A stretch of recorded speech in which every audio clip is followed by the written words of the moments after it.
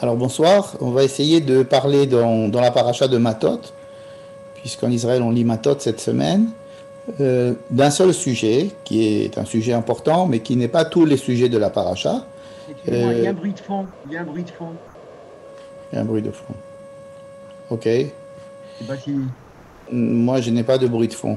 Bon, alors, bon, Et en tous les cas, je bon. m'excuse s'il y a un bruit de fond, je m'en excuse.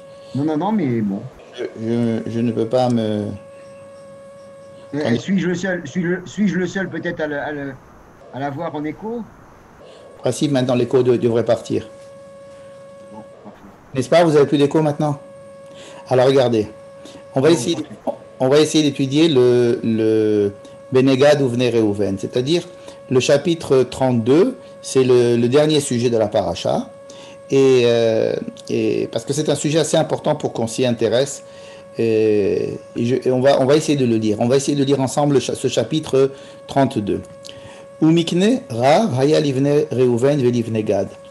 euh, Umikne. On commence le chapitre par le mot Umikne, c'est-à-dire euh, beaucoup de bétail. Hein. Béné Réhouven, c'est-à-dire la tribu de Réhouven, et la tribu de Gad. Alors, qui sont Réhouven et Gad? Réhouven, c'est l'aîné de Léa, et Gad, c'est l'aîné de la servante de Léa. Et donc ces deux tribus-là, on en parle ici parce qu'on dit qu'elles avaient beaucoup de bétail. Que leur bétail était nombreux. Mais remarquez bien que la phrase n'est pas Béné Réhouven et Béné Gad avaient du bétail. On commence la phrase par et le bétail, et un bétail nombreux était en possession de Réhouven et de Gad, n'est-ce pas? Vous allez voir que ça a une importance de commencer le texte par le mot Mikné, par le mot. Alors, Mikné, ça veut dire le bétail, mais étymologiquement, ça veut dire leur possession. Ce qu'ils ont, c'est ce qu'ils ont acheté, leur kinyan, si vous voulez. C'était évidemment pour des gens qui étaient euh, bergers, leur richesse, c'était leur bétail, n'est-ce pas? Donc ici, le mot richesse et le mot bétail, c'est le même mot, mikné. Et remarquez que il me semble que le mot pécuniaire en français aussi vient de la traduction des moutons. Hein. En fait, c'est les moutons, pécuniaire. Ou miknera vaya livne Reuven velivne Gad, atsu meod. Atsu meod, ça veut dire que ils avaient énormément de bétail. Et ils ont vu, vaïrou, je vous demande aussi de vous rappeler de ce mot, vaïrou, ils ont vu, ils ont vu. Vous allez voir pourquoi est-ce que ce mot est important. Vaïrou est Eretz Yarzer ve Eretz Gilad, veine amakom ekom mikne. Donc ils ont vu que là où ils se trouvaient, l'endroit où ils se trouvaient, en fait plus précisément, l'endroit qui précise ici, Yarzer et Eretz Gilad, était un endroit où il y avait, était un endroit propice au bétail. Alors là, je vais faire une petite pause et je vais passer à une petite carte géographique pour nous situer un petit peu. C'est une carte que j'ai fait moi-même, je m'en excuse. Et voilà. Alors, j'ai ici le rectangle bleu, c'est la mer. Ici, c'est la terre de Canaan. Le petit rond en haut, c'est le lac de Tibériade. Cet espace-là, c'est censé être la mer Morte. Et le triangle, là, c'est la mer Rouge avec Élat au coin. Voilà. Donc, on sait que les enfants d'Israël sont arrivés par là. Or, il y avait ici la terre de Édom et la terre de Moab qui leur étaient interdits. Donc, ils ont contourné, ils sont passés par là, hein, ils sont passés par ma flèche, enfin par ma souris, et ils sont arrivés au nord de ce trait-là. Qu'est-ce que c'est que ce trait-là? C'est ce qu'on appelle Nahal Arnon. Jusqu'à aujourd'hui, on appelle ça le Nahal Arnon. C'est un affluent, si vous voulez, qui se déverse dans le Jourdain ou alors à l'époque dans la mer Morte. Et si vous voulez, il est à la moitié de la mer Morte. Donc tout le sud de cette région de Nahal Arnon est occupé par Édom et Moab. On n'y touche pas. On n'y touche pas. Le peuple d'Israël n'avait pas le droit d'y toucher. Donc ils étaient obligés de contourner, de se retrouver au nord de ce Nahal Arnon. Ils se sont retrouvés donc dans cette grande région. Ici, vous avez un autre trait horizontal qui s'appelle le Nahal Yabok. Le Nahal Yabok arrive à peu près ici, c'est-à-dire entre Tibériade et la mer Morte, en principe en face de Shrem. C'est-à-dire qu'à l'intérieur des terres, ici, il y a Shrem. Qu'est-ce qui se passe au nord de Nahal Yabok? Il y a ce qu'on appelle le Bashan, c'est-à-dire la terre qu'on appelle aujourd'hui, ou le Golan, si vous voulez, aujourd'hui est situé dans le Bashan. Hein. Le mot Golan, en fait, est une ville qui se trouvait dans le Bashan. En fait, le véritable mot pour parler de toute la terre du Golan dans la Torah, c'est le Bashan.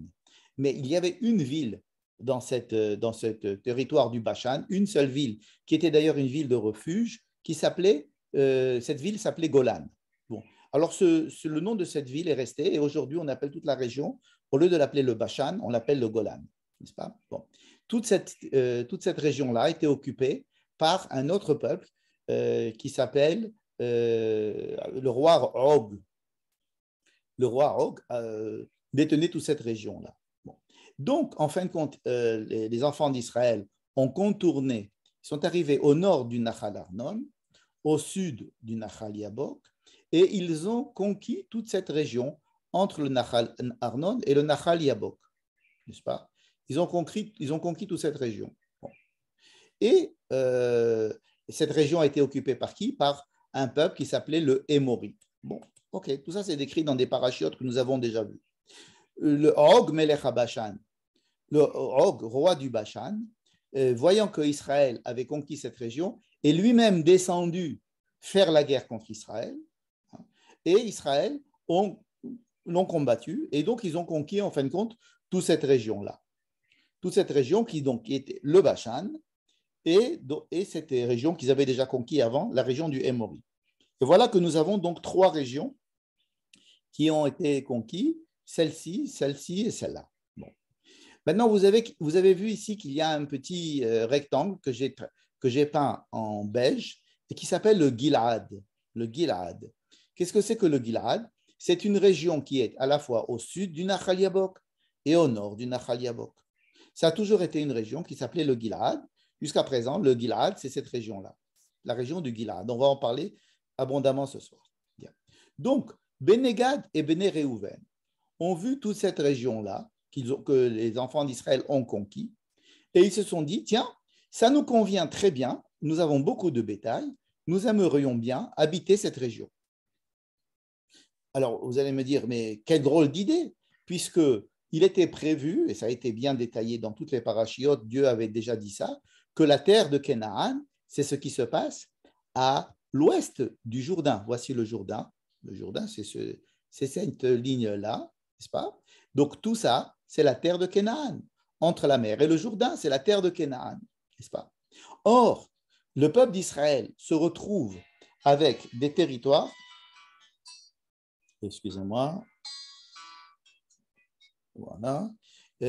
Or, le peuple d'Israël se retrouve donc avec des territoires ici conquis et qui n'appartiennent à personne maintenant. Hein. Ça leur appartient à eux puisqu'ils l'ont conquis, mais il n'était pas prévu de les habiter, puisqu'on devait tous se partager, tous les 12 tribus devaient se partager la terre de Canaan.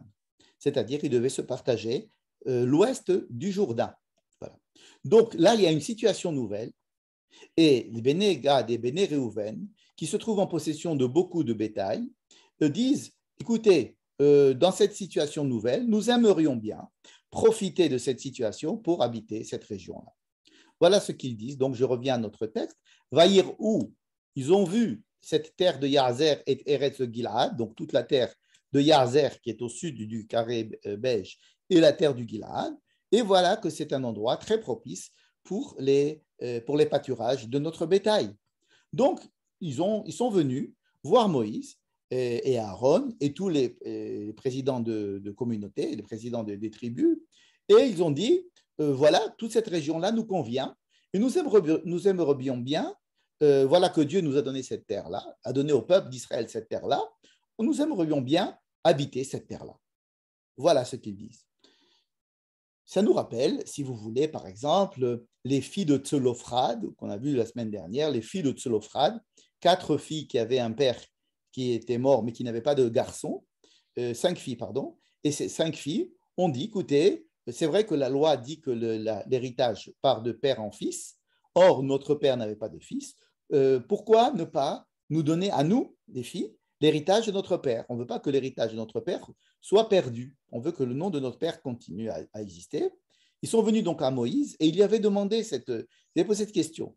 Moïse, qu'est-ce qu'il avait fait? Il était parti chez Dieu et il avait dit à Dieu, voilà ce que demandaient les filles de Tselophrad. Dieu avait répondu à Moïse, eh bien, elles ont raison. Elles ont tout à fait raison. Les filles, quand il n'y a pas de frères, les filles doivent hériter la part de leur père. Voilà. Donc, ici, il se passe à peu près le même schéma, on a l'impression, puisqu'il y a deux tribus qui voient une situation nouvelle ou une situation qui leur est favorable et ils veulent en profiter. Et Moïse, comment est-ce qu'il va réagir vis-à-vis de ça? On voudrait bien avoir cette terre-là en possession. Ce n'est pas la peine de nous faire passer le Jourdain, puisque nous sommes déjà là, nous avons gagné la guerre, on va rester ici, et tu vas nous donner ces terres. Alors là, Moïse a un très très très long, regardez, il va faire tout ce monologue, il va s'énerver. Moïse va énormément s'énerver. Il va d'abord leur dire, pensez-vous que vos frères, c'est-à-dire donc les 10 autres tribus, vont rentrer faire la guerre contre le peuple de Canaan et vous allez rester ici tranquille? Ces terres-là que nous avons conquis jusqu'à présent, c'est tout le peuple qui l'a conquis. Ce n'est pas vous qui avez conquis ces terres-là, c'est tout le peuple. Donc il n'y a pas de raison que la suite de la guerre soit faite par les 10 autres tribus et pas par vous. Donc c'est le premier argument qui leur oppose. Deuxièmement, la mateni ou netlev bene Israël, mais avor et haaretz asher natan lahem Adonai.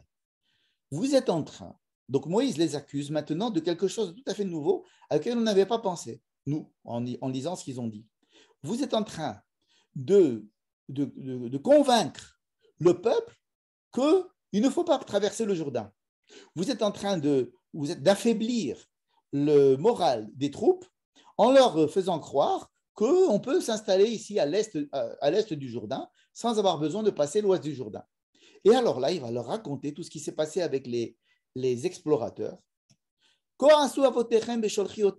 C'est exact, vous êtes en train de faire la même chose qu'ont fait les 12 explorateurs il y a 40 ans, lorsque je les ai envoyés en terre de Canaan pour qu'ils essayent de voir si la terre était bonne. Ils étaient revenus en disant non, on n'est pas capable d'aller faire la guerre. Et donc le peuple avait dit, donc on a peur de faire la guerre, on ne veut pas aller en terre de Canaan. Tout le monde est mort pendant 40 ans. Et donc Moïse voit que deux tribus sont en train d'affaiblir le moral des troupes. Et il leur dit, mais vous êtes encore pire qu'eux. Parce qu'eux encore, il y avait eu une échappatoire. J'avais obtenu de Dieu qu'au bout de 40 ans, la deuxième génération puisse, oui, rentrer en terre de Canaan. Mais vous maintenant, en donnant le coup de grâce à ce projet, vous allez empêcher toute la venue du peuple en terre de Canaan. Et donc, c'est un refus. C'est même pas un refus, c'est-à-dire qu'il les engueule comme du poisson pourri. Et regardez la longueur de ce monologue de Moïse, n'est-ce pas? Et à cause de vous, tout le monde va mourir, etc. Enfin bref, il s'énerve énormément. Est-ce que cet énervement est justifié ou non? Pourquoi est-ce qu'il s'énerve tellement, Moïse? Là, je voudrais faire une petite pause et avoir quelques petites images qui sont dans la tête de Moïse, qui sont la tête dans la mémoire collective. Une image qui est assez, pour comprendre pourquoi est-ce que Moïse, on va peut-être comprendre pourquoi est-ce que Moïse s'énerve tellement, alors qu'a priori, la demande de Béné Gad ou Béné Réhouven, c'est-à-dire de s'installer dans des endroits qui ont déjà été conquis et que l'on voudrait simplement parce que ça nous convient, on est prêt à rester ici. Pourquoi est-ce que Moïse est tellement énervé et qu'il les compare à la faute des explorateurs en leur disant que même ils sont encore pires, ce sont des mauvaises herbes qui sont en train de pourrir tout le moral des troupes et qui sont en train de détruire tout l'avenir du peuple d'Israël entièrement. Qu'est-ce que Moïse, pourquoi est-ce que cette demande des Bénégas de Béné Réhouven fait sauter des plombs dans la tête de Moïse? Pour cela, je voudrais que nous lisions quelques petits versets que nous connaissons du livre de Bereshit. On va aller très loin. Bereshit, il s'agit de l'histoire de Lot. Vous allez voir pourquoi il est intéressant de revoir l'histoire de Lot. Je vous rappelle que Lot est le neveu d'Abraham. Lorsque Abraham a quitté sa terre de Ur-Kasdim et de Haran, il est arrivé en terre de Canaan avec Lot. Et Lot était son neveu parce que son frère, le frère d'Abraham, était mort. Donc le père de Lot était mort, n'est-ce pas, Haran, et donc Lot était orphelin.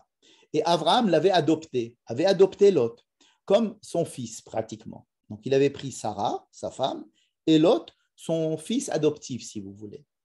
Et quand ils étaient arrivés en terre de Canaan, il y avait eu la famine, on ne rentre pas dans ces détails. Abraham et Lot et Sarai descendent en Égypte. En Égypte, il se passe ce qui se passe avec Pharaon et Sarai. Pharaon, pour se dédommager, enrichit Abraham et enrichit Lot et enrichit Sarah. Il donne des grands cadeaux à Abraham, à Lot et à Sarai et il les renvoie d'Égypte. Donc nous avons une première sortie d'Égypte, si j'ose dire, des Hébreux qui sortent. Donc il y avait trois Hébreux simplement, avec évidemment tous leurs esclaves et tout le peuple qui s'est ajouté à eux et tout le bétail qu'ils ont reçu. Ils sortent d'Égypte très enrichis et ils se retrouvent dans la terre de Canaan. Vaya'al Avram Mitzrayma, hu veishto vechol asher lo velot imo hanegba. Voilà la phrase que nous revoit dans le chapitre 13 du livre de Bereshit. Abraham et Lot et Sarah remontent d'Égypte et viennent en Israël. En fait, ce n'est pas Israël encore, c'est la terre de Canaan. Ve Abraham kaved meod bamikne ou bakesef ou bazav. Et Abraham s'est retrouvé extrêmement riche en bétail, en argent et en or. Et il est allé, et donc ils ont voyagé depuis l'Égypte jusque dans le Negev, évidemment, ils passent par le Negev, ils sont passés par la péninsule du Sinaï, ou bien par la côte, on ne sait pas, mais en tous les cas, ils sont arrivés assez rapidement au Negev, vers Beth-El, ils sont arrivés même à Beth-El. Beth-El, c'est un petit peu au nord de Jérusalem.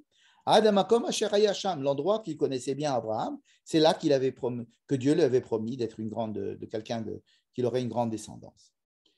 Et elle est comme à Misber, avec Hacham Abraham et Shem Adonai, Vegam Lelot, Haolech et Abraham, Ayatson ou Bakar, Beoalim. Lot aussi, donc on nous dit qu'il était aussi très riche. Ils avaient un problème à rester ensemble. Deux personnes riches qui étaient ensemble, il y a eu des querelles entre eux, entre les bergers de Lot et les bergers d'Abraham. Tout le monde connaît l'histoire. Et cette querelle était suffisamment importante pour que Abraham, qui lui est, je vous rappelle que Abraham c'est Shalom Arshav, c'est love and peace. Abraham c'est la bonté même. Il n'est pas question pour lui d'avoir un conflit quelconque à ce moment-là. Donc il propose à Lot de partager la terre en deux. Il lui dit, si tu prends le nord de la terre de Canaan, je prendrai le sud. Si tu prends le sud, je prendrai le nord. Donc il est question de partager la terre de Canaan en deux. C'est ce que Abraham demande à Lot pour se séparer, pour ne pas avoir de conflit. Abraham est très triste qu'il y ait un conflit parce qu'il pensait que Lot serait son fils adoptif. Mais il y a des problèmes à cause des problèmes d'argent, un problème de richesse, il y a un problème de cohabitation entre les bergers de Lot et les bergers d'Abraham. Donc Abraham propose tout simplement de partager entre le nord et le sud la terre de Canaan avec Lot. Abraham proposera toujours de partager la terre dès qu'il y aura un conflit. Rappelez-vous, quand il verra Avimelech, un roi de la région, pour ne pas avoir de conflit avec lui, il lui proposera de partager le territoire aussi. Abraham propose toujours de partager le territoire en échange de la paix, c'est-à-dire donner la moitié du territoire pour la paix, n'est-ce pas? Donc il a fait ça avec tout le monde. Mais Lot, il se passe autre chose. Vaïssa Lot est Ainav. Lot va lever les yeux, Vaillard. Encore une fois, ce mot Vaillard. C'est pour ça que tout à l'heure, je vous ai dit de vous rappeler du mot Vaillard. Il a vu, et Kol Kikar Hayarden, il a vu la vallée du Jourdain, qui coula Mashkei, que c'est une terre qui était très fertile pour son bétail, et il a vu Sodome et Gomorrhe, qui étaient des villes extrêmement fertiles. Les chercheurs s'admettent pour reconnaître qu'il ne s'agit pas de la ligne, de la région ouest du Jourdain, mais de la région est du Jourdain. En fait, Lot préfère traverser le Jourdain. Il va habiter dans la région est du Jourdain. Vous savez, aujourd'hui, quand vous vous promenez en Israël et vous allez descendre sur le Yam HaMelach, vous allez avoir des villes qui s'appellent Sdom. On va vous dire que là-bas, il y a la femme de Lot, que ça, c'était là où habitait Lot, etc. Or, aujourd'hui, et les commentateurs modernes aussi sont presque tous persuadés qu'il ne s'agit pas de cette région-là où Lot a habité, mais Lot a tout de suite habité l'est du Jourdain, n'est-ce pas? Donc, au lieu de prendre le nord ou le sud de la terre de Canaan, il va choisir l'est du Jourdain. Et pourquoi il va à l'est du Jourdain? Parce que ça lui rappelle l'Égypte, Ke'eretz Mitzrayim. Donc, Lot, il a du bétail. Pour des raisons économiques et pour essayer de vivre mieux sur le plan économique, il voit qu'il y a deux belles villes qui sont Sodome et Gomorrhe, qui sont des villes très riches à l'époque. Et il voit que la vallée est du Jourdain est extrêmement verdoyante. Il décide de s'installer là-bas. Voilà. Vaïfrar lo Lot, donc Lot a choisi, et kikar Yarden, vaïsar Lot mikedem, donc Lot va vers l'est. Donc là, le texte lui-même dit qu'il va vers l'est. Kedem, c'est l'est. Donc il va à l'est du Jourdain. Vaïparedou ish me'al achiv, et ils se séparent. Les deux frères se séparent. Abraham et Lot. Ils ne sont pas des frères, c'est son oncle et son. Mais comme on dit aujourd'hui, mon frère en Israël facilement, ils se séparent. Abraham, Yashav Be'eretz Kenaan, voilà encore une autre preuve qu'il s'agit de l'est du Jourdain et pas de l'ouest du Jourdain. Abraham habite toute la terre de Canaan et Lot a choisi d'habiter les villes qui se trouvent à l'est du Jourdain. Abraham habite à l'est du Jourdain, à l'ouest du Jourdain, à la terre de Canaan, et Lot est à l'est du Jourdain. Et la phrase dit que Sodome et Gomorrhe étaient des villes de mécréants, de grands mécréants. Ça n'a pas empêché Lot de choisir cet endroit-là. Donc Lot a clairement vu et il a été attiré par sa vue. Qu'est-ce qu'il a vu? Il a vu qu'aujourd'hui, cette terre de l'est du Jourdain ressemble à l'Égypte, que cela est bien pour des raisons économiques pour lui, que là-bas, il peut faire des affaires, que les villes qui s'y trouvent, effectivement, ne sont pas morales, mais ça, il s'en fout. Et il préfère habiter dans des villes qui sont méchantes et qui vivent de façon amorale, immorale, et il préfère habiter là-bas. Donc, vous voyez pourquoi est-ce que je rappelle cette idée, ce texte-là? Parce que celui qui va habiter à l'est du Jourdain, et pour des raisons économiques, ça fait tilt. Ça fait tilt, surtout quand on vient, nous aussi, d'Égypte, et qu'on veut rentrer en terre de Canaan. C'est-à-dire qu'on est en train de rejouer la même histoire. Moïse donc a cette image de Lot, et vous savez que les enfants de Lot vont s'installer justement dans cette région de l'est du Jourdain. Les deux enfants de Lot sont Ammon et Moab, n'est-ce pas? Ammon et Moab, ce sont les habitants de ces terres-là, n'est-ce pas? Donc, pour Moïse, des enfants d'Israël, deux tribus qui veulent, pour des raisons économiques, après qu'ils aient vu, pas tout le monde a vu, mais eux, ils ont été attirés par leurs yeux. Vous savez, dans les tzitzit, on dit le taturu achare einechem, parce que lorsque l'on voit quelque chose de ses yeux, cela veut dire qu'on est attiré par le présent, parce que l'on voit tout de suite. C'est-à-dire que je préfère, un tien vaut mieux que deux, je l'aurai. Je préfère avoir des terres ici qui sont déjà conquises, dont je connais la valeur pour mon bétail, plutôt qu'une terre qu'il faudra conquérir plus tard, dont les promesses vont se faire peut-être dans l'avenir. En tous les cas, c'est une terre que nous ne connaissons pas. Donc, voilà. C'est une des raisons qui fait que Moïse a énormément a eu très très peur lorsque ces deux tribus ont voulu s'installer à l'est du Jourdain. Une autre image que nous connaissons, c'est Joseph et ses frères. Non. Joseph et ses frères. Lorsque Joseph et ses frères viennent s'installer en Égypte, vous savez que Joseph est déjà prince de l'Égypte et que les frères de Joseph, pour des raisons obscures, en tous les cas des raisons au début de famine, mais pour des raisons qui font que Joseph les invite en Égypte, ils vont venir s'installer en Égypte. Et Joseph a très peur que c'est de l'assimilation de ses frères en Égypte. Qu'est-ce qu'il va faire? Il va dire, vous allez aller chez Pharaon et vous leur direz les choses suivantes. Hein? Lorsque Pharaon vous appellera et vous invitera chez lui à son palais, vous lui direz, va amartem, anche mikne. Nous sommes des hommes, des bergers. Nous sommes des bergers, nous occupons des animaux, nous avons beaucoup d'animaux et il est préférable pour nous de nous installer dans une terre qui est propice à l'élevage des animaux. Et c'est ainsi que, vous verrez, Pharaon va autoriser votre installation dans une terre qui va être le ghetto juif d'Égypte, qui va être la terre de Goshen, dans le delta du Nil, à l'est du Nil, dans le nord de l'Égypte.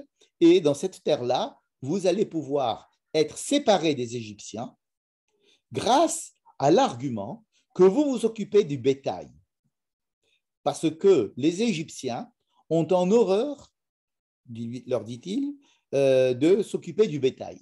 Ils sont peut-être végétariens, ils ne veulent pas élever le bétail, ils ne veulent pas être éleveurs de troupeaux, ils sont plutôt agriculteurs, ils ne sont pas bergers.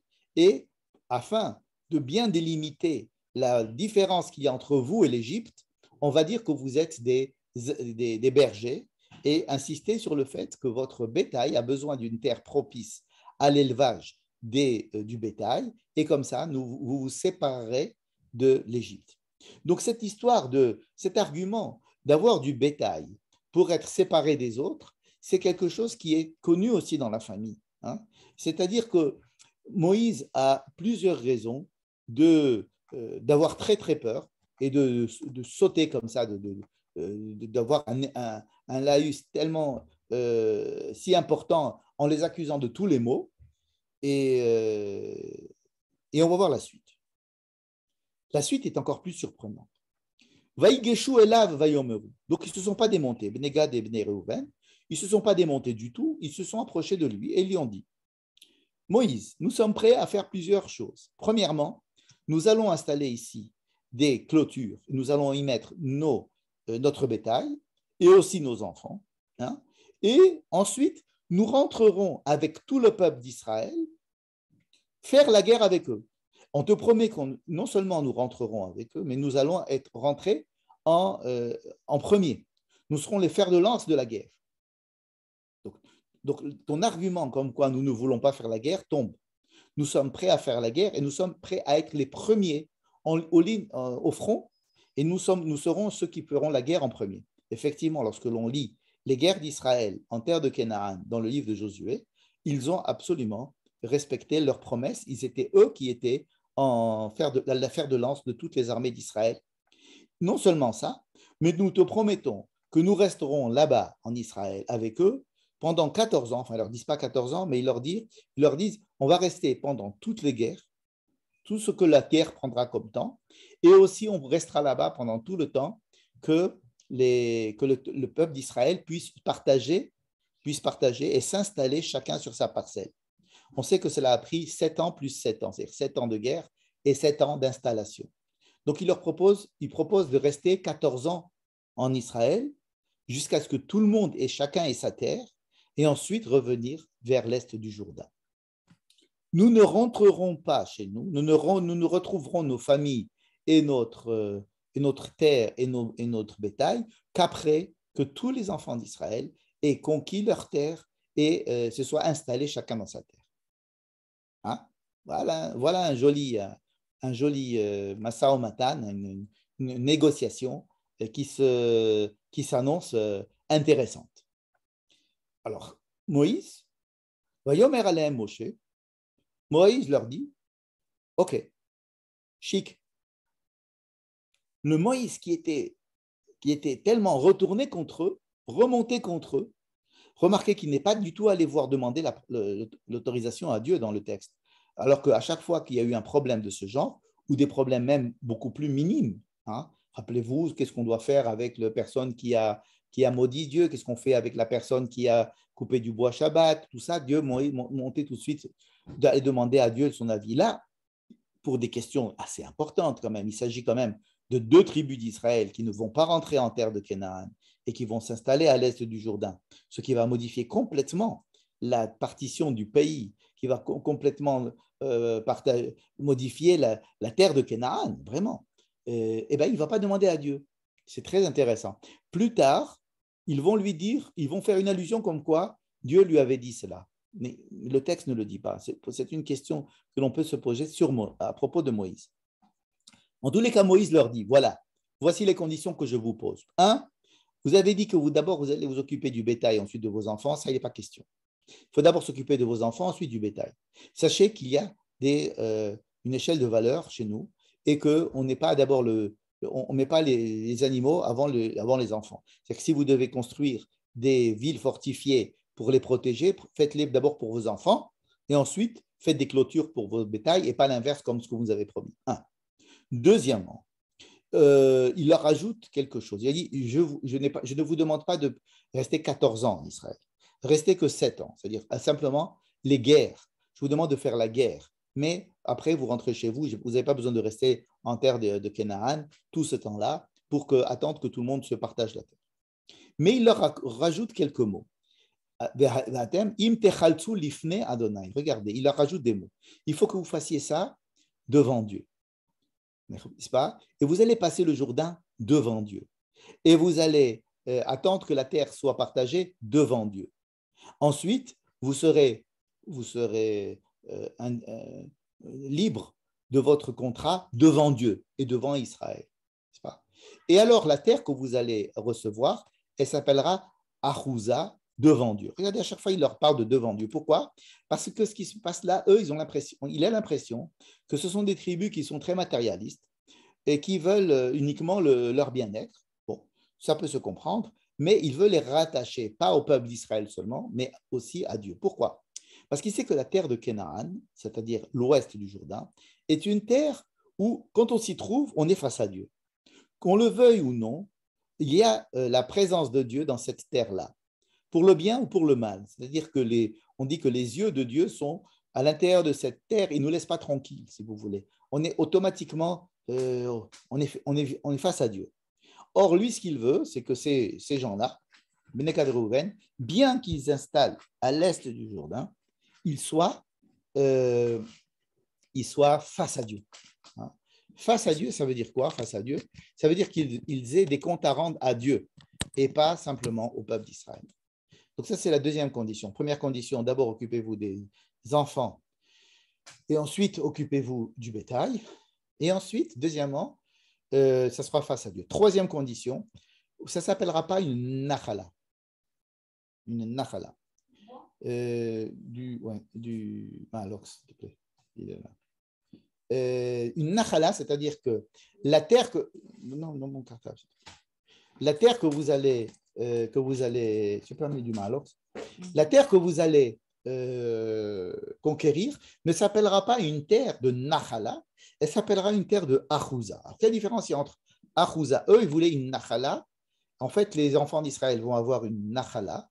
Nachala, c'est-à-dire un héritage historique, une appartenance à la terre qui est une appartenance historique, qui remonte à la promesse faite à Abraham, qui est quelque chose qu'ils pourront transmettre en tant qu'héritage en tant qu'héritage d'Israël. Il leur dit non, ces terres-là seront simplement des terres en votre possession. Ce sont des acquis, immobiliers que vous aurez, achouza, c'est-à-dire que ça sera à vous, mais ils refusent d'appeler ces terres-là nachala. Bon. Donc il leur met quelques conditions, mais en fin de compte, Moïse a accepté de faire il a accepté. Il revient sur lui, il revient sur toutes ces conditions, sur leurs propositions. Est-ce qu'il a été séduit par le fait qu'ils disent qu'ils allaient combattre? Et qu'est-ce qu'il a été séduit par le fait qu'ils proposent ce qu'ils ont proposé? Qu'est-ce qui a fait changer d'avis Moïse? Ça, c'est une question qui est importante. Excusez-moi 2 secondes.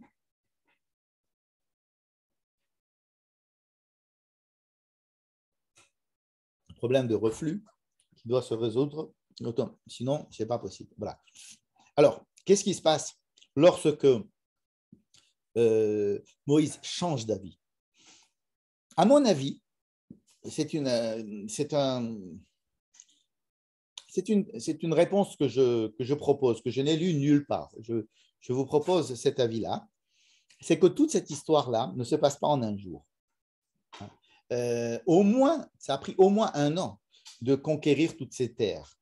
Et il est très probable que cette demande des Béné Gad ou Béné Réhouven ne s'est pas passée maintenant, c'est-à-dire après que tout soit conquis et on se trouve devant Jéricho.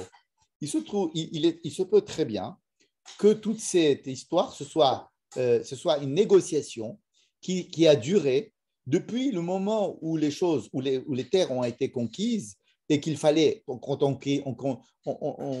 détruit, on prend une ville, la conquérir n'est pas, c'est une étape. Ensuite, il faut l'occuper pour dire qu'on occupe le terrain, évidemment. Et alors, de savoir qui c'est qui devait occuper le terrain, ça devait être déjà en pourparlers. Qu'est-ce qui fait que maintenant, on ramasse, si vous voulez, toutes ces bribes d'histoire qui ont dû se passer pendant au moins une année, pendant la 40e année dans le désert. Pendant cette année-là, il y a eu donc ces conquêtes et ces discussions ont dû avoir lieu, ce qui fait que lorsque on nous raconte l'histoire, nous disant ils lui ont dit, il leur a dit, ils l'ont dit, et puis tout de suite ils changent d'avis. En fait, je ne pense pas que ce soit aussi rapide que cela. C'est comment dire en hébreu, une dibouche, c'est-à-dire on a élaboré un compromis avec le temps et ça s'est fait de façon progressive jusqu'à ce que Moïse accepte ce compromis. Alors, ce compromis va être un compromis qui va être attendez, ils vont faire un contrat. Donc, ils vont faire contracter. Ils vont faire ça va être quelque chose d'extrêmement solennel. C'est ce qui est raconté juste après. Il répète les conditions. Moïse appelle le grand Cohen, qui est Elazar. Il rappelle Yehoshua bin Nun, qui sera son successeur. Il rappelle tous les chefs de tribus. Tout le monde se réunit et le contrat est signé, si vous voulez, ils jurent, tout le monde jure sur les conditions qui ont été données par Moïse, n'est-ce pas? Et donc, cette promesse que Gad et Réhouven font à Moïse devant tout le monde va être, si vous voulez ici, scellée devant tout le peuple et devant tous les dirigeants du peuple. Lorsque nous allons passer, après la mort de Moïse, au livre de Josué, on va revenir sur ces conditions, on va revenir sur ce contrat, et cela va prendre une grande place de savoir que ces deux tribus vont effectivement remplir les conditions auxquelles ils se sont engagés. Ils vont effectivement faire la guerre, ils vont retourner chez eux. Entre parenthèses, je vais vous raconter une histoire que vous connaissez peut-être, qui se trouve dans le livre de Josué. C'est que ces deux tribus, après un certain temps, les deux tribus qui se sont installées donc à l'est du Jourdain vont vouloir construire comme un temple. En fait, pas un temple, mais un misbéar, c'est-à-dire un autel, un grand autel, pour y apporter des sacrifices. Bon. Et ça a tout de suite réveillé les suspicions d'Israël en disant « Ah, ils veulent faire sécession, ces deux tribus veulent faire sécession, c'est pour ça qu'ils se construisent un autel concurrentiel de celui qui se trouve à Shiloh. Et ils vont être prêts à faire une guerre fracticide pour aller faire la guerre contre ces deux tribus. Il y a Pinchas qui était donc qui est là et qui était le grand prêtre et qui vient et qui va les voir et ils lui disent non, on voulait simplement rattacher nos deux tribus avec toutes les 10 tribus qui se trouvent à l'ouest du Jourdain grâce à cet autel. C'est un autel symbolique pour nous rattacher à la culture de la terre de Canaan et pas pour faire sécession. Et alors là, tout le monde se calme, il n'y a pas de guerre. Mais si vous voulez, il y a toujours cette suspicion qui est la partition du peuple en deux. Si vous prenez l'est du Jourdain, vous devez avoir derrière la tête des mauvaises intentions. Mauvaise intention. Il va falloir qu'on essaye de comprendre ce qui se passe ici, parce que ça a l'air d'être simplement une question technique, mais ça prend tellement de place et tellement d'importance qu'il va falloir qu'on se pose des questions de savoir qu'est-ce qui se passe, qu'est-ce qu'il y a derrière tout ça. Qu'est-ce qu'il y a derrière tout ça? Il faut se rappeler de quelque chose. Lorsque Dieu donne à Abraham, à l'époque Avram, mais il va donner à Abraham, il va lui promettre la terre qui se trouve entre le Nil et l'Euphrate, rappelez-vous. C'est-à-dire que ce qu'il propose Dieu à Abraham, c'est de conquérir 10 peuples qui se trouvent entre le Nil et l'Euphrate. Cette terre, c'est le grand Israël, si on peut dire, le grand Israël promis à Abraham des 10 peuples. C'est une promesse, si vous voulez, qui va être ensuite substituée par une seconde promesse plus petite, qui va être simplement de lui donner la terre qui est entre le Jourdain et la mer. C'est-à-dire pas à Abraham, mais à Moïse, par exemple. Ça va être réduit à 7 peuples, du Jourdain à la mer. Donc il y a ici, si vous voulez, 2 promesses, 2 terres qui se superposent, une énorme terre, du Nil à l'Euphrate, c'est énorme, ça comprend tout ce que ça comprend, jusqu'à l'Euphrate, jusqu'à la moitié de la Turquie et le Liban, la Syrie, etc. Bon. Et donc, et la Jordanie et l'Arabie Saoudite et tout ça.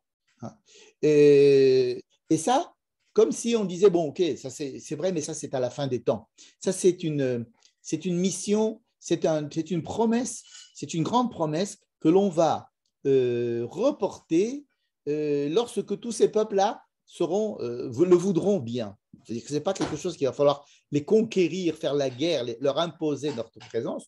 C'est lorsqu'il y aura une paix, que tout le monde acceptera dans tous ces pays le message fait aux enfants d'Abraham qui seront portés par Israël, alors à ce moment-là peut-être. En tous les cas, en attendant, mais c'est un attendant qui commence avec Moïse, ce n'est pas un petit en attendant, c'est un grand en attendant. Depuis Abraham, on n'en parle plus, on parle que déjà depuis Isaac et Jacob, on parle déjà que du petit Israël, si j'ose dire, c'est-à-dire de la mer jusqu'au Jourdain. Et même dans la Torah, c'est-à-dire dans nos parachiotes, puisqu'on va nous donner les frontières de la terre de Canaan, les frontières de la terre que nous donnons au peuple d'Israël, ça va être de la mer jusqu'au Jourdain. Le Jourdain est la frontière est de la terre d'Israël, n'est-ce pas? Lorsque l'on va dire à Moïse qu'il ne rentrera pas dans la terre de Canaan, alors qu'il se trouve à l'est du Jourdain, on voit bien qu'il ne se trouve pas dans la terre de Canaan, Moïse, n'est-ce pas? Donc, ce n'est pas, c'est quelque chose d'assez bien déterminé que la terre de Canaan ne comporte pas l'est du Jourdain. Et l'est du Jourdain fait partie d'un idéal universaliste qui a été transmis déjà à Abraham. Rappelez-vous qu'Abraham, c'est celui qui est le père de tous les peuples, le père qui a une mission universaliste. Bien qu'il ait fabriqué un peuple particulier, qui est le peuple d'Israël, il reste toujours avec cette idée de l'universalisme d'Abraham, n'est-ce pas?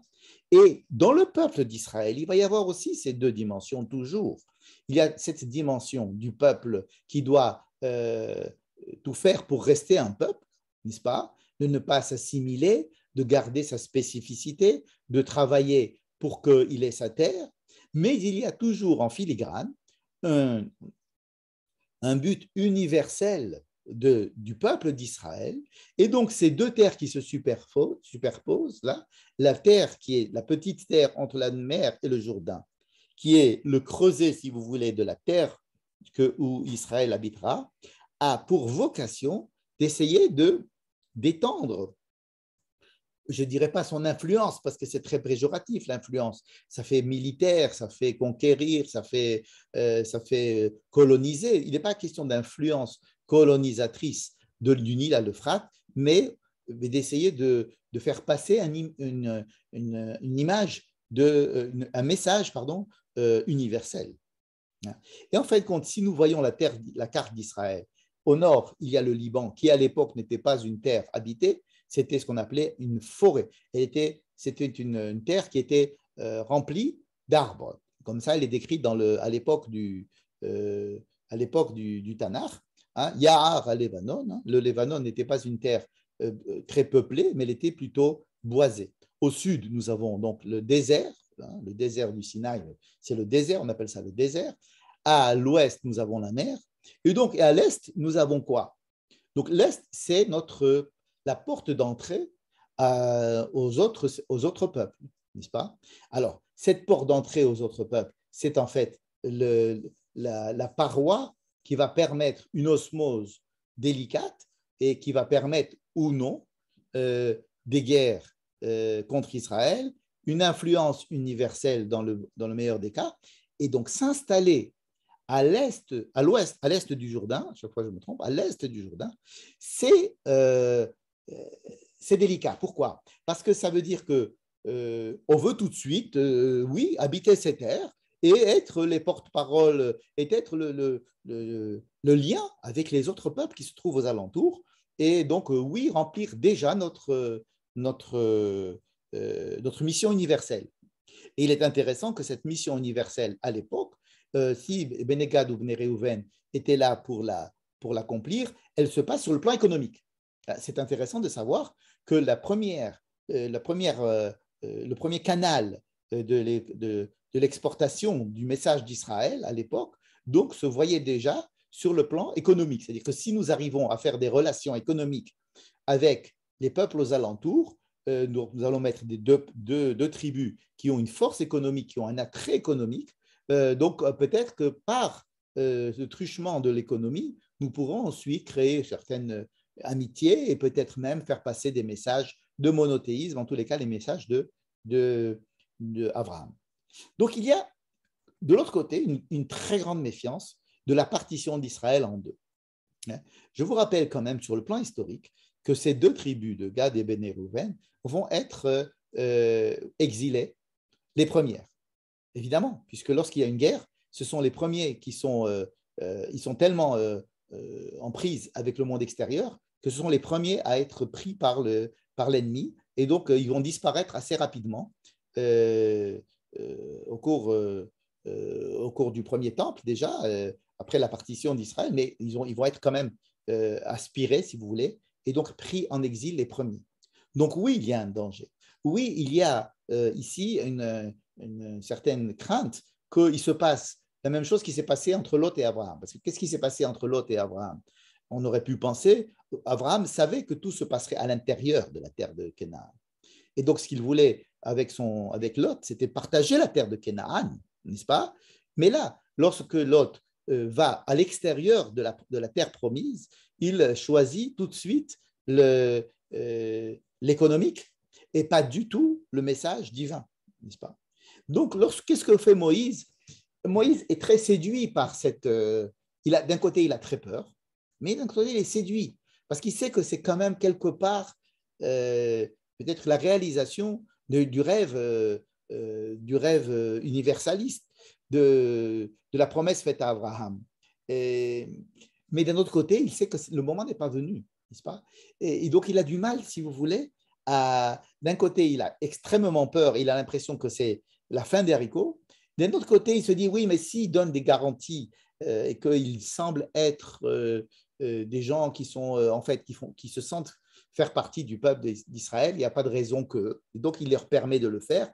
Et la seule condition qui reste, c'est qu'ils remplissent les 3 conditions qu'il leur a données, n'est-ce pas? Mais on peut se poser la question, pourquoi est-ce que Dieu a fait rentrer le peuple d'Israël par l'est du Jourdain? En fin de compte, tout ça vient d'où? Quel est le problème? En lieu de sortir d'Égypte et de rentrer directement en terre d'Israël, en terre de Canaan, pardon, par la voie tout à fait normale, celle qu'on prendrait aujourd'hui en quittant le canal de Suez et en montant soit vers la côte, soit celui qui voudrait passer par le désert, il pourrait montrer par le désert, mais on arrive dans le Negev et on rentre en Israël. Pourquoi aller faire un détour en passant par l'Arabie Saoudite, la Jordanie, faire les guerres, tout ça pour rentrer du côté est du Jourdain? Pourquoi faire ce détour? Pourquoi faire ce détour? On n'a pas de réelle explication dans la Torah. Et il semble ici que tout soit fait pour qu'on soit vis-à-vis, que on se retrouve face à ce dilemme. Parce qu'en fin de compte, on est passé par l'est du Jourdain. On a été obligé de faire des guerres. OK. On a gagné ces guerres. On a donc conquis des territoires. Il est tout à fait logique d'habiter ces territoires. On ne peut pas laisser ces territoires vides. Ils vont se remplir par des ennemis qui vont nous refaire la guerre, ce qui s'est d'ailleurs passé juste après. Donc, il y a ici une ambivalence de la Torah elle-même et du message divin lui-même. D'un côté, il nous dit, c'est la terre de Canaan à l'ouest du Jourdain, mais d'un autre côté, il nous fait faire des choses qui font que nous retrouvons à l'est du Jourdain, que nous avons conquis des terres, et donc ce vide créé va être tout de suite remplacé par Bénégad ou Bné Réhouven. Ces deux tribus qui veulent remplacer là. Donc ce n'est pas une histoire anodine. Il faut se dire que cette histoire se place sur des plans parallèles et dont on n'a pas entièrement les tenants et les aboutissants. Il y a des choses qui sont dirigées par en haut, par en bas, je ne sais pas, par ailleurs, hein, n'est-ce pas? Mais cette histoire paraît trop bizarre. Qu'on nous fasse passer par l'Est, qu'on nous fasse conquérir l'Est, et qu'ensuite, lorsque l'on veut habiter l'Est, on nous dise « Ah non, c'est dangereux, ne le faites pas, vous êtes en train de partager le peuple. » Ce problème-là est aggravé par un autre problème dont nous n'avons pas parlé jusqu'à présent et qu'il faut absolument aborder parce qu'il se trouve à la fin de ce chapitre 32. C'est quoi? Alors, après que tous les actes notariaux aient été signés par tout le monde, devant tout le monde, signés, contre-signés, tout le monde a répété tout ce qu'il faut répéter, les Béné Gad ou Bné Réhouven auront droit de revenir sur ces terres après qu'ils aient fait la guerre avec leurs frères et qu'ils aient attendu que les frères aient partagé la terre. Entre parenthèses, ils vont la partager, chacun va avoir plus de terre, puisqu'il était prévu que Réhouven et Gad, qui partagent la terre en 12, ils vont partager maintenant la terre en 10, hein, puisqu'il y a deux tribus qui vont être de l'autre côté. Hein. Et c'est un argument d'ailleurs qu'ils soumettent, Gad et Réhouven. Voilà ce qui se passe à la fin du chapitre 32 et qui est extrêmement important. Vaïten lahem Moshe livnei Gad ve livnei Réhouven. Donc Moïse accorde à Bnei Gad et Bnei Réhouven les terres qu'ils ont demandées. Mais il leur rajoute la moitié d'une tribu qui n'avait rien demandé jusqu'à présent. Velachatzi shevet à Ménaché. Ménaché, qui c'est cette tribu-là? Ménaché est le Bechor, c'est-à-dire c'est l'aîné de Joseph. L'aîné de Joseph. Hein. Vous remarquez que tout ça, c'est des histoires d'aînés. Hein. Il va y avoir un quatrième aîné qui est Dan. Dan est l'aîné de Bilha. Hein. Si Joseph est l'aîné de Rachel et Ménaché est l'aîné de Joseph, et il va y avoir une autre quatrième tribu qui est celle de Dan, qui bien plus tard, hein, des centaines d'années plus tard, Dan était censé habiter Tel Aviv. Hein. C'est pour ça qu'on appelle ça le Gush Dan. Il a habité d'ailleurs, Dan a habité la région de Tel Aviv. Mais à un moment donné, pour des raisons personnelles, il va décider d'aller habiter à l'est du Jourdain, lui aussi, n'est-ce pas? Et donc, on va avoir, si vous voulez, au nord d'Israël et dans cette région-là, Nachal Dan et des parties de Dan qui vont aller là-bas. Et nous retrouvons donc 4 aînés des tribus d'Israël qui se retrouvent à l'est du Jourdain. Bon, je ferme la parenthèse. Pourquoi est-ce qu'il va chercher Ménaché, qui n'a rien demandé, et dire, vous savez, la moitié de votre tribu aussi va aller de l'autre côté. Et il va leur donner des endroits. Quels endroits? Sichon, Melech HaEmori. Je reviens à mon petit tableau que je vous ai fait tout à l'heure. Maintenant, on va mieux le comprendre. Voici la région qui a été conquise. Toute cette région a été conquise par le peuple. Et cette région conquise va être partagée au sud par Béné Gad, au nord par Béné Réhouven. Mais il y avait aussi notre région qui a été conquise, c'est la région du Bashan, hein, de Og Melech HaBashan, qui était venu faire la guerre et qu'on a conquis aussi parce qu'il fallait se défendre. Et bien Moïse va donner à Béné Gad cette partie-là, c'est-à-dire à partir du Nachal Arnon, qui est la frontière sud. Hein. Voici la mer morte ici. Donc il va donner en face de la mer morte toute la terre ici à Béné Gad. Juste au-dessus, ce sera Réhouven. Et au-dessus, ça sera la moitié de la tribu de Ménaché. L'autre moitié étant en terre de Canaan. Pourquoi Moïse donne la moitié de la tribu de Ménaché? Il leur donne ces terres-là. Alors que Ménaché, encore une fois, n'était pas du tout, ne faisait pas partie de la demande, de cette demande. Et qu'est-ce qu'il leur donne? Il leur donne des terres. Et il est très intéressant de voir quelles terres. Gil'ad, ils sont allés dans le Gil'ad, ce fameux carré marron, carré beige que je vous ai dessiné. Ils vont aller dans le Gil'ad et ils vont la conquérir. Ah, pourquoi ils vont conquérir? Pourquoi est-ce que Ménaché est en train de conquérir des terres? On a déjà tout conquis. Toutes les guerres sont finies. Vayoresh et Aemori, Asherba, il a pris le Émori. Vaïten Moshe et Gil'ad le Machir ben Ménaché. Moïse donne la terre qui s'appelle Gil'ad à Machir, qui est un des enfants de Ménaché, et il s'est installé là-bas. Veyaïr ben Ménaché, un autre fils de Ménaché, lui aussi a eu droit à des terres là-bas, il est allé les conquérir. Qu'est-ce que c'est que ces gens-là qui vont conquérir tout seuls des terres? Jusqu'à présent, toutes les conquêtes ont été réalisées par Tzahal, par l'armée de défense de Moïse. Hein. Comme dit le Rav Uri Cherki, Tzva Gana les Moshe. C'est-à-dire que tout le peuple a fait toutes ces guerres-là. Et pourquoi il donne la moitié de Ménaché? Il leur donne ces terres. Je vous ai mis ici ramené tout ce que les commentateurs ont proposé comme explication. Avraham Ivraïn Ezra, qu'est-ce qu'il dit? Non, mais Ménaché faisait partie aussi de Gad et Nérouven. C'est une possibilité. Oui, mais seulement ils n'ont pas parlé et c'était parce que ils ne voulaient pas qu'on les accuse de quelque... Mais ils faisaient partie de la demande. Peut-être oui, peut-être non, ce n'est pas écrit en tous les cas. Ramban et Abrabanel. C'est un terrain qui était trop grand. Pitom, Moïse voit que le terrain était trop grand et que Gad et Réhouven ne suffisent pas, donc il faut quand même remplir ce terrain par une autre tribu. Ça, c'est encore une autre possibilité. Vous pouvez aussi vous proposer des éventualités. Regardez, par exemple, Priskouni, qui est un autre commentateur. C'est une punition faite à Ménaché. Parce que Ménaché, lorsque il était en Égypte et qu'il était chez Joseph, et Joseph, quand il s'est moqué de ses frères, et que ses frères ont déchiré leurs vêtements, parce qu'ils se sont dit, oulala, on nous a attrapés avec la coupe de vin de Joseph, on va nous mettre en prison. Ménaché était, selon le Midrash, celui qui traduisait entre Joseph et les frères. Il a vu les frères de Joseph déchirer leurs vêtements. Eh bien, sa tribu sera déchirée en deux, une partie à l'est, une partie à l'ouest. Vous voyez que nos commentateurs ont de l'imagination et ce n'est pas fini. Le Malbim, il dit quelque chose de très intéressant. Il dit quelque chose qui va être développé par les rabbins actuels, les rabbins plus modernes, comme par exemple le Rav Uri Cherki ou bien le Rav Tamir Granot, que nous connaissons bien. Il va dire, il leur a donné des terres qui leur appartenaient déjà. Et ça, on va essayer de l'expliquer. Le natif de Volodjin, alors lui, il donne une explication qui a été beaucoup utilisée par les religieux moralisateurs. Il disait, Bénégad ou Bné Réhouven, ils sont trop attirés par l'argent, donc on va leur envoyer des gens religieux, qui sont les Béné Ménaché. On va mettre des gens religieux avec eux pour un petit peu leur apprendre la Torah. Donc, les gens de Ménaché, fils de Joseph, étaient des gens très, très bien, très pieux.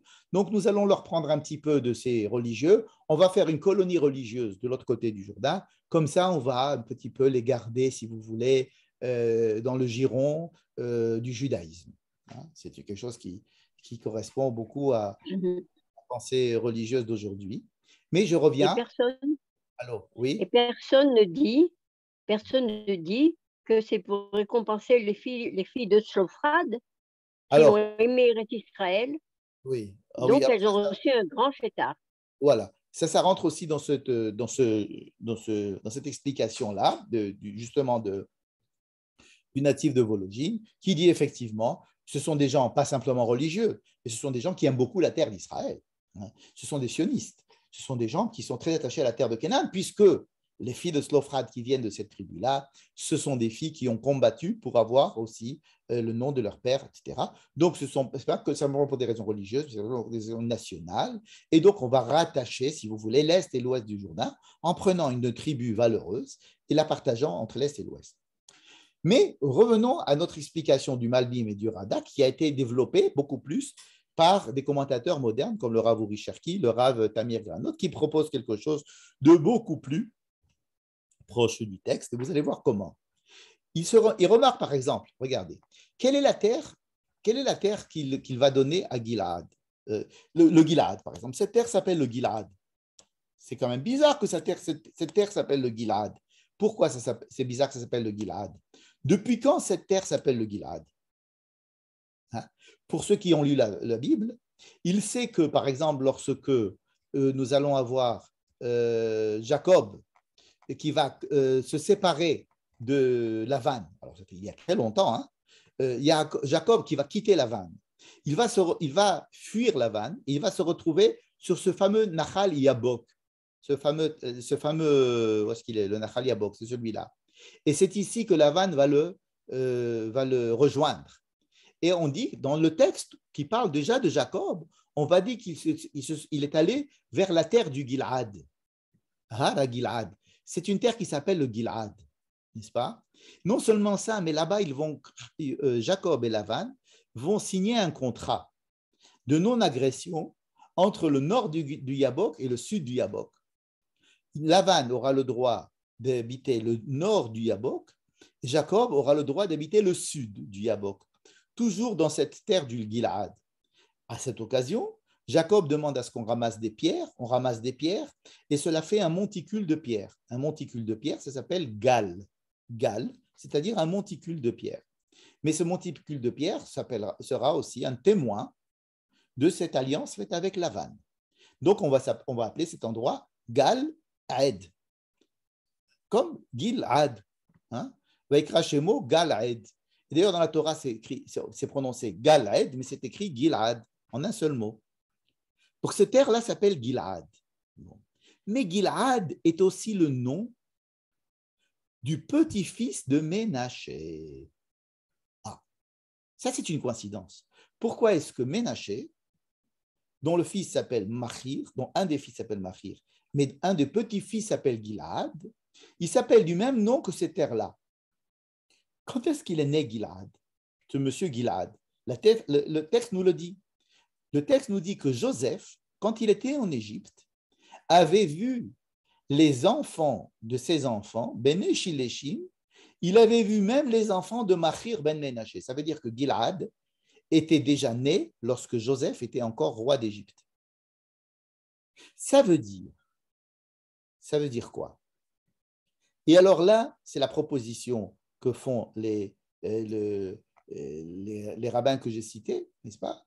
Le Malbim, le Radak et surtout le Rav Tamir Granot et le Rav Uri Cherki, puis tous les autres rabbins qui ont adopté cette position, que du temps de Joseph, lorsque les enfants d'Israël étaient en Égypte, Joseph étant le roi d'Égypte, ou le prince d'Égypte, comme vous voulez, et que la terre de Canaan et tous les environs étaient une terre qui était sous domination égyptienne, les enfants de Joseph, à savoir Éphraïm et Ménaché, sont allés conquérir des terres en terre de Canaan, dans la terre de leur père.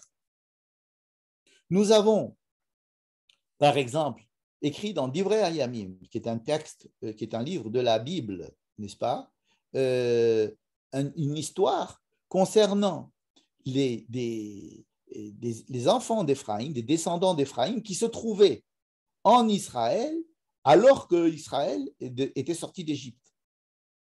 N'est-ce pas? Voici le texte avec la référence. Et il est très probable que les enfants de Ménaché aient conquis des terres à l'est du Jourdain, déjà à l'époque du règne de Joseph. Ils n'avaient même pas besoin de le conquérir puisque c'était eux les princes de la région. Et il est très probable que Machir ait donné le nom à son fils de Gilad parce qu'il était roi de Gilad. C'est-à-dire qu'il habitait le pays de Gilad et donc il donne à son fils le nom de Gilad. Et exactement comme Yaïr, qui était aussi le frère de Machir et qui était fils de Ménaché aussi, a appelé les endroits là-bas Chavot Yaïr. C'est-à-dire que Yaïr, c'était le nom de l'endroit. En fait, lorsque dans notre paracha, on nous dit que Moïse a donné toutes les terres de Gilad et de Yaïr et de Machir aux enfants de Ménaché, en fait, il leur a dit, vous êtes déjà installés là, je vous le donne de la même manière que je donne les terres à Gad et Réhouven. En fait, cela nous explique aussi pourquoi, lorsqu'il a fallu enterrer Jacob, rappelez-vous que lorsque le peuple d'Israël doit enterrer Jacob, il part d'Égypte, Jacob est momifié, il y a une délégation égyptienne énorme qui part d'Égypte et qui monte pour l'enterrer à Hebron, puisque c'est là-bas qu'il fallait enterrer Yaakov. Par où il passe? Au lieu de passer par le chemin normal, il passe par l'est du Jourdain. Pourquoi ils vont faire un détour tellement grand? Non seulement ils passent par l'est du Jourdain, mais ils font une halte à Goren Ha'atad, un endroit dont on ne sait pas exactement où cela se situe, mais il est très, très, très probable que c'est dans cet endroit-là habitaient des Hébreux, descendants de Ménaché et de Éphraïm. Parce qu'aller faire une cérémonie de Hesped et d'enterrement à Hebron, c'était extrêmement dangereux à l'époque. Hebron appartenait aux pires habitants de la terre d'Israël, de la terre de Canaan, qui haïssaient les Hébreux. Donc, imaginez que vous devez faire une cérémonie de Hesped, hein, en dehors d'Égypte, mais à l'intérieur de la terre d'Israël. La terre d'Israël est toute entièrement occupée par des ennemis.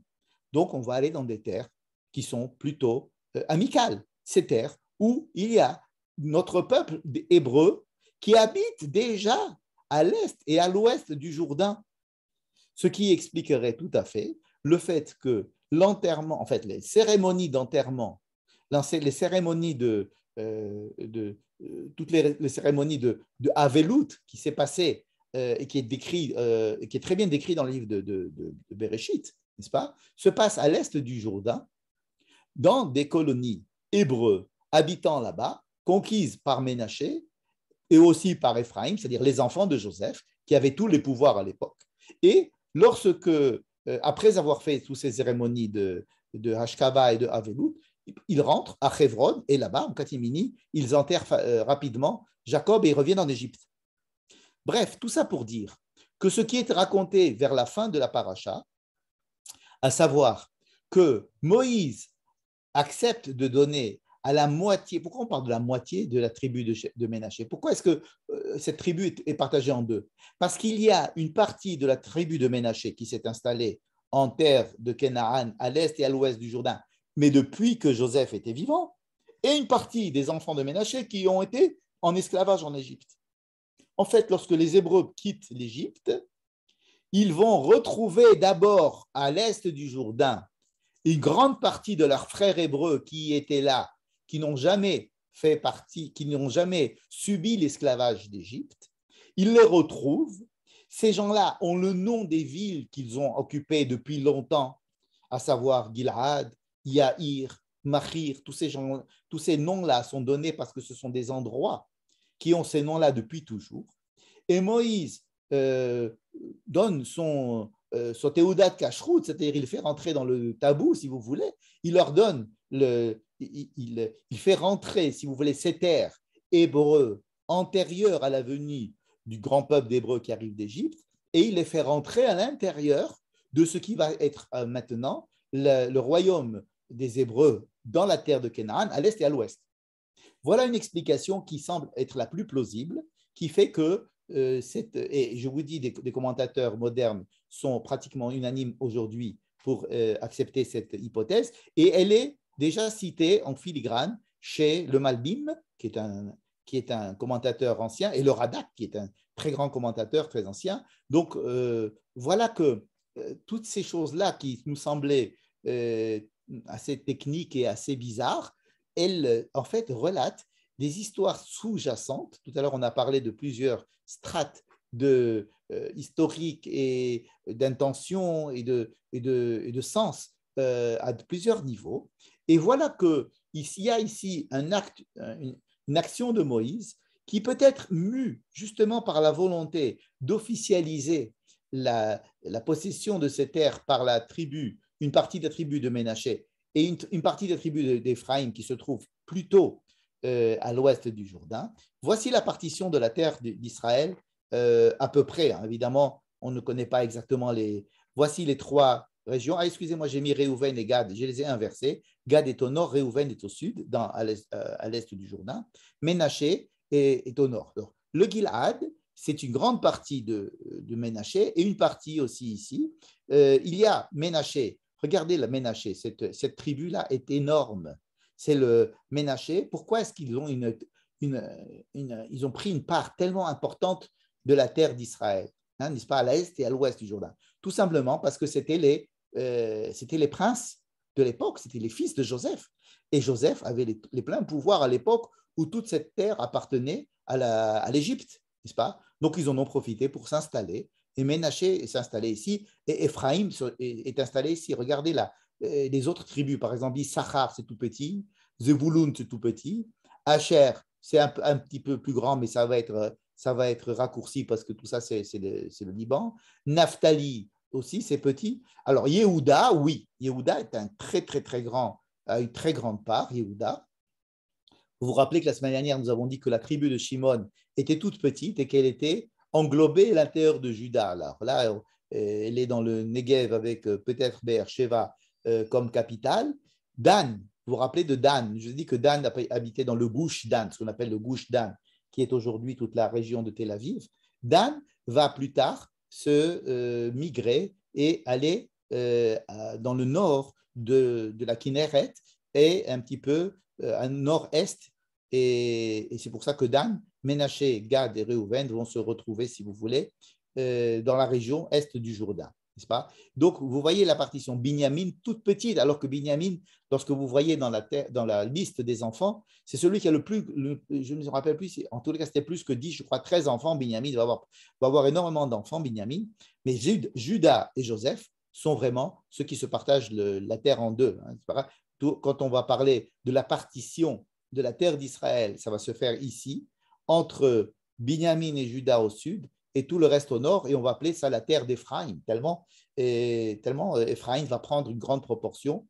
Ne voyez pas à la lettre ces contours-là, ils sont approximatifs évidemment, c'est pour donner une idée de la carte d'Israël, mais vous voyez que quand même, au cours de l'histoire, les deux côtés du Jourdain vont être à tour perdus et reconquis par le peuple d'Israël, le Bashan, c'est-à-dire ce qu'on appelle aujourd'hui le Golan, qui est beaucoup plus honneur. Ici, Ménaché, on lui donne pas, on ne le colorie pas, mais il faudrait le colorier beaucoup plus au nord en englobant tout le Bashan. Ménaché avait tout le Bashan, c'est-à-dire tout le Golan. Dans le Golan, nous avons la plus grande population juive pendant l'histoire d'Israël. Nous avons retrouvé dans le Golan le plus grand nombre de yishuvim, c'est-à-dire de villes juives, notamment évidemment après la destruction du premier temple, mais même avant. Et c'est alors que ça se trouve à l'est du Jourdain, n'est-ce pas? Et c'est là que va se retrouver toutes les plus anciennes synagogues, les plus anciennes mikveh, etc., dans la terre ici du Golan. Voilà. Qu'est-ce qu'on peut dire en fin de compte? Nous racontons aussi des histoires de guerre, des histoires de contrats, des histoires de demandes. Mais en fait, il se trouve que sous-jacent à ces querelles, à ces demandes, il y a ici des histoires sous-jacentes, à savoir la peur que le peuple d'Israël se scinde en deux. Il se scinde en deux, que le Jourdain, ce soit ce qui va faire que le peuple d'Israël va se couper en deux. Pourquoi? Parce que l'est du Jourdain représente, si vous voulez, la partie la plus en contact avec les ennemis ou les futurs amis, n'est-ce pas? Est-ce bien arrivé? Est-ce que le temps de l'universalisme d'Israël est arrivé au point qu'il faut vraiment s'installer à l'est du Jourdain ou pas encore, n'est-ce pas? Certains diront oui, et ils se sont installés, donc voilà la preuve qu'ils se sont installés. D'autres diront non, il faut plutôt se replier sur le petit Israël, c'est-à-dire l'ouest du Jourdain. Aujourd'hui, nous parlons de la ligne verte qui est encore la moitié de tout ça, mais enfin bon, nous parlons encore en termes de notre paracha qui est l'est du Jourdain, qui est la terre de Kénar. Et donc, ces alliances qui sont faites entre Chutz La'aretz et à l'intérieur d'Israël, c'est un petit peu aussi les relations ambiguës qu'il y a entre les Juifs habitant en Israël aujourd'hui et des Juifs qui habitent en dehors d'Israël, à savoir, on est avec vous, et sachez que nous sommes de toute façon avec vous, mais nous sommes à l'extérieur, souvent pour des questions économiques, des questions de sécurité. Il y a toujours eu, donc, si vous voulez, cette ambivalence, et c'est entre on est avec vous, mais on n'est pas là, on est dehors, mais on est dedans, et on a peur que si vous êtes dehors, vous restiez dehors et qu'on fasse une partition, et d'autres qui nous diront non. C'est-à-dire que ce sont des questions qui continuent à nous tarauder jusqu'à aujourd'hui, et donc il faut ouvrir, à mon avis, cette lecture de ce chapitre 32 vers beaucoup de directions. On a essayé d'aller voir Lot, d'aller voir Joseph, d'aller voir les enfants de Joseph, d'aller voir peut-être une histoire parallèle des Hébreux à l'intérieur de la terre d'Israël pendant que d'autres Hébreux étaient en esclavage en Égypte. En tous les cas, l'utilisation, je m'excuse d'utiliser ce terme, mais l'utilisation de Moïse, l'utilisation de Moïse pour que ce soit lui qui résolve ce genre de problème. C'est-à-dire qu'on met à la porte de Moïse, lui qui s'est confronté à toutes ces étapes-là, qui a pris les ossements de Joseph avec lui, qui a vécu la première génération, qui a vécu la seconde, qui a vécu cette histoire de rentrer en Israël, rester en Israël. Lui aussi va rester à l'est du Jourdain, il ne va pas rentrer à l'ouest du Jourdain. Lui aussi vit cette ambivalence. Rappelez-vous, lui qui voulait faire alliance avec Midian et à qui on a demandé de couper le cordon avec Midian et de faire la guerre contre Midian, c'est-à-dire de couper cette possible alliance avec un peuple qui veut que nous assimilions à lui, lui doit résoudre ce problème. C'est-à-dire que l'énervement de Moïse, on se posait la question de l'énervement de Moïse, la grande colère de Moïse, la grande peur de Moïse, la frayeur de Moïse, et elle est tout à fait justifiée, mais il faut reconnaître à Moïse la grandeur d'avoir, en fin de compte, admis, accepté et construit un compromis qui va permettre, en fin de compte, la suite de l'histoire. Est-ce qu'il a bien fait, il a mal fait? Ça, on ne peut pas le savoir parce que jusqu'à présent, nous n'avons toujours pas la réponse de la manière dont le peuple d'Israël doit se partager pour être en relation avec les nations. Le but de l'universalisme reste toujours à l'horizon. C'est sa réalisation qui est toujours problématique, de savoir comment est-ce que cet universalisme doit être concrétisé et quand il doit l'être. Voilà. Je vous remercie beaucoup.